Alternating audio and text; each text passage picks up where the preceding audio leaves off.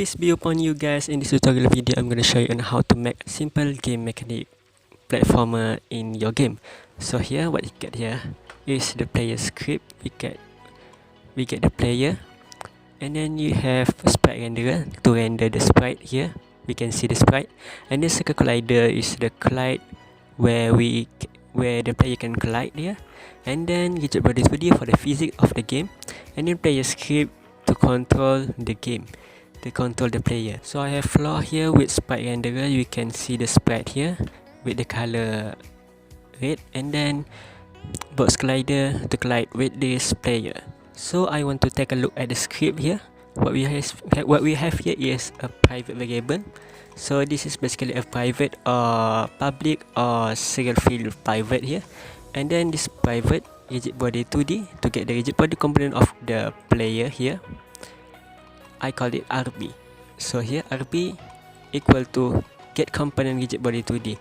You just to remember this type and then just change this here. Rigid body 2D, if you want to get the transform position or you can get the animator, you can just change it into animator. You can see here I have this. This is because I installed the Windows Software Development Kit, Windows SDK. This is for the use of this script. So here, what I have here is select fields private. So this is just a private variable which I can see this on the editor here. It is type float, or you can change it type integer or float or something based on what you need. And then I name it speed to 10f. This is float, so the Unity will think this is the float number here. And then what I have here is update on the update function. So if I get input.get key code D, if I press D, I'm gonna go to the right. So here I'm gonna change the rigid body velocity to new vector 2.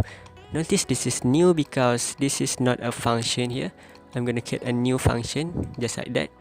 New vector 2, new vector 3, just like that. So vector 2, I'm gonna just change the x, and then the x to speed, my speed here, times the time dot delta time. Notice this is the t for time is capital, so this is rb velocity dot y. So just change the x and then just left out the y. So else if I press the a key here, key code dot a, and then I'm gonna go to the left, just change it with negative speed.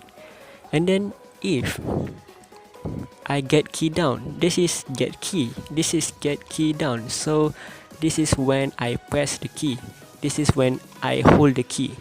So if I click W, and then I'm gonna change the velocity at the Y. So just left it the x velocity and then change it to the Y. Jump power is here. Let's set it into 10f. You can change it later.